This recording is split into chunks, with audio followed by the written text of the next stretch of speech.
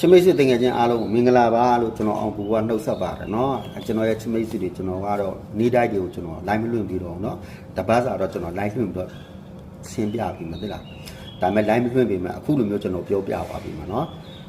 ဒီနေ့ကတော့20ရက်တလ2026အင်္ဂါနေ့ပေါ့နော်ဖြစ်လာတဲ့နှစ်ရက်ပေါင်းပြီးတစ်ရက်မှာဆင်းနှစ်ရက်ပေါင်းပြီးတစ်ရက်မှာဆင်းအဲ့ဒီပုံစံလေးကိုကျွန်တော်ပြောပြမယ်အငြင်းတန်းဖြစ်လာပြီအငြင်းတန်းတော့မဟုတ်ဘူးเนาะပုံတင်မဟုတ်ဘူး၃ချိန်ဖြစ်ရင်တစ်ချိန်သူပြတ်မယ်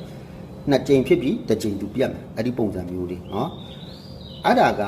တောက်ကြနေ့မှာမနက်မှာ9နှစ်ညနေမှာ3ည3 9နှစ်မှာ2နောက်ပိတ်3ည3မှာ3ညထိတ်တနင်္လာနေ့မှာ4 5နောက်ပိတ်ညနေမှာ3ည5 3ညထိတ်တောက်ကြနေ့က9နှစ်မှာ2ပိတ်နဲ့တနင်္လာနေ့ညနေကထွက်တဲ့3ည5 3ညထိတ်နဲ့အဲ့ဒီ2နဲ့3ညနဲ့ပေါင်းလိုက်2လို့ရ2ရက်ပါပါ9 2ရက်လက်ခတ်က4 2ခွန်4ဆိုတာအထိကြီး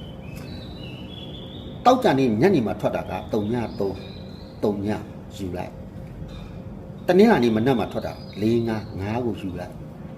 3ညနဲ့5နဲ့ဇောင်းဖြတ်ပြန်ပေါင်းတဲ့အခါကျရင်5လို့ရ5ပါပါ3ည9နာရီခန့်3နဲ့အဲ့ဒီကီးနှစ်ခုကိုတွဲထိုးလိုက်ထိုးရမယ့်ကဏ္ဍက4 3 2 3ခွန်3 4 3ည2 3ညခွန်3ည4 5 2 5ခွန်5တဲ့အဲ့ဒီမှာကျွန်တော်ကအားနေကဏ္ဍကျွန်တော်ပြန်ပြောပြမယ်5အားနေတယ်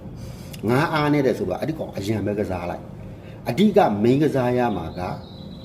3ပါတဲ့ကဏ္ဍကိုကျွန်တော်မိတ်ဆွေအဓိက main ကစား4 3 2 3ခွန်3တဲ့နော်ပြီးသွားစီရင်ကျွန်တော်မိတ်ဆွေတွေအပူးကစားနေတယ်ဆိုရင်1166ဆိုတဲ့အပူကအခုက line ပေါ်မှာနာမည်ကြီးသွားပြီဟော့သွားပြီကျွန်တော်မိတ်ဆွေတွေအဲ့ဒီ1166 16ဆိုတဲ့အပူးလေးကိုလည်းထိုးရင်ထိုးတာအရင်ထိုးတာဒီနေ့အတွက်ကျွန်တော်အပူးပေးမယ်3388